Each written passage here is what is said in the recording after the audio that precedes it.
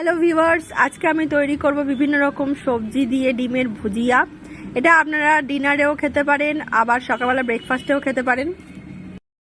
প্রথমে কড়াই তেল গরম করে কুচো কুচো করে রাখা সিম, পেঁয়াজ কালি, গাজর, একটু রসুন আর পেঁয়াজ ভালো করে কড়ার মধ্যে দিয়ে ভালো করে ভেজে নিচ্ছি একটু নুন হলুদ দিয়ে।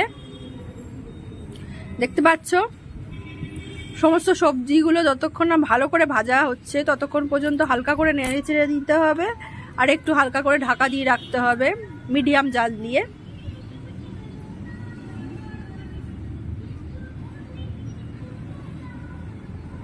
এবারে হালকা ভাজা ভাজা হয়ে এসেছে সবজিগুলো। এই অবস্থায় আমি সর্ষের তেল মাঝখানে একটু ফাঁক করে ঢেলে দিলাম, দিয়ে এবারে একটা বাটির মধ্যে 3টে ডিম আমি হলুদ আর নুন দিয়ে ফাটিয়ে রেখে দিয়েছি।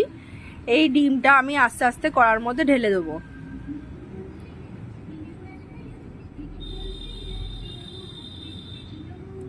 দিয়ে দিলাম ডিমটা, দিয়ে কিছুক্ষণ রাখবো যাতে ডিমটা একটু থকথকে মতন একটু মোটা লেয়ার পড়ে, তারপর আমি উল্টিয়ে দেবো। এবার আমি উল্টিয়ে দিলাম, দিয়ে সবজিগুলো দিয়ে একটু হালকা হালকা করে নেড়ে চেড়ে নিচ্ছি।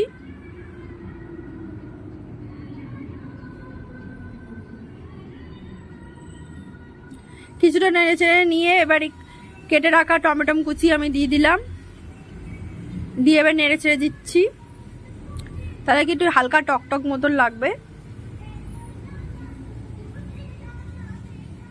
দিয়ে ভালো করে নেড়ে চেড়ে ধনেপাতা কুচি দিয়ে দিচ্ছি।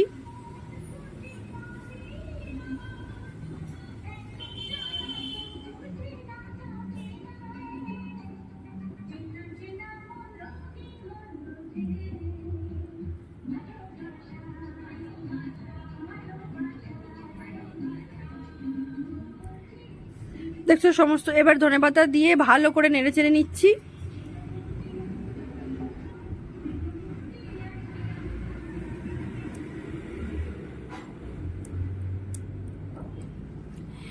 এরকম ভুজিয়া দিয়ে রুটি খেতে দারুণ লাগে।